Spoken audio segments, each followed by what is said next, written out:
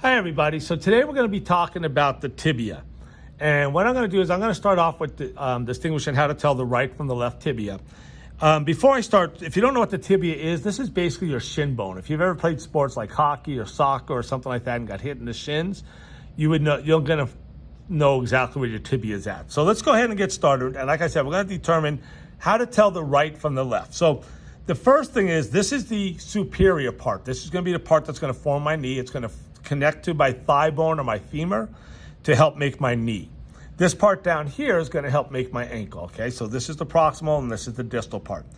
On the tibia, I have this little structure right here. And this little structure right here is called the Tibial Tuberosity. And I know it's hard to see. I'm going to show it to you better in just right now. Let's go ahead and pick this up. And I know it's still kind of hard to see in there. These aren't really big, but if I turn it, you might be able to see this just a little bit better. It sticks out right here, that little part that's sticking out right there. You can actually feel this on your own knee or just below your knee. You can feel this. Let me see if I turn it this way.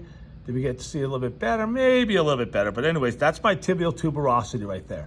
Now, the reason you have the tibial tuberosity is you have the bones, or I'm sorry, the muscles that make up your quadricep muscles, and that's in front of your thigh.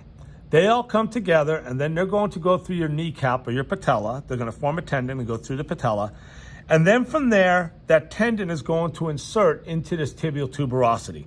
Now, if you've ever had somebody check your reflexes, they're actually hidden in that tendon, right? Or when muscles contract, when your thigh muscles or quadricep muscles contract, they will actually move this bone forward or anterior on your leg. So that's the tibial tuberosity. That's always going to face anterior. Now, the other part of the bone we have is this structure right down here, and this is going to be called my medial malleolus.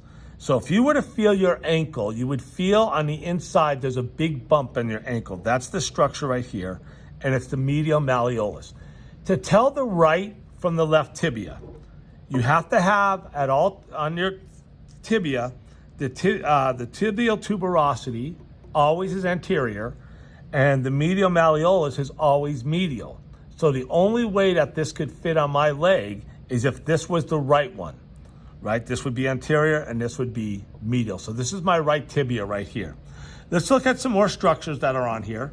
And if we look at right here, you'll notice on the tibia, it comes up and it goes out. So where it goes out here, this structure here, these are my tibial condyles that are out here on the side. That's going to be my tibial condyles. And then if I look at the top of this, I actually have flat areas, which are going to be called my tibial plateaus. Now, I've actually turned this around. You can't see the bottom of this, the distal portion, but I've actually turned this around. So this is my medial part right here. So down lower, I have my medial malleolus. Right, we're looking at this posterior right now. But anyways, this is my tibial plateaus. That's my medial tibial plateau, and that is my lateral tibial plateau. Between the tibial plateaus, this is kind of hard to see. Let me see if I can get a good angle on it. I have two little pieces that stick up, or I have a part that sticks up, and this is going to be called my intercondylar eminence. It's called my intercondylar eminence. The reason it's called intercondylar eminence is because it's between my two condyles, okay? And they stick up, they stick up. Now, the intercondylar eminence is made up of two structures also, and they're going to be called my intercondylar tubercle. So this is one intercondylar tubercle here. This is the other intercondylar tubercle right here. Okay, let me see if I can get a better angle on this to maybe where you can see it.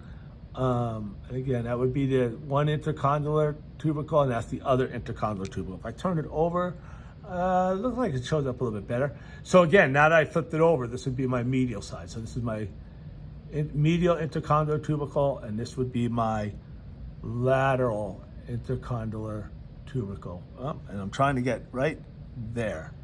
Would be my lateral intercondylar tubercle and my medial intercondylar tubercle. So that's the intercondylar tubercles. Now, the reason these are important is because of the fact that your cruciate, your anterior cruciate ligament or your ACL, and your posterior cruciate ligament, also known as your PCL, will attach to these. Okay, so once again, I'm going to have my tibial plateaus, my intercondylar eminence, and then the 2 intercondylar tubercles. I flip this over again, so there's this is anterior, this is going to be my tibial tuberosity. If I go like this, once again, this is my lateral malleolus, my medial malleolus. This is just an articular surface that's on the bottom that's going to articulate with the talus of the ankle.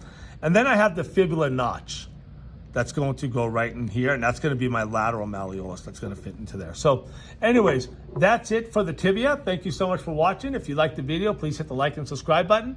And thanks again for watching.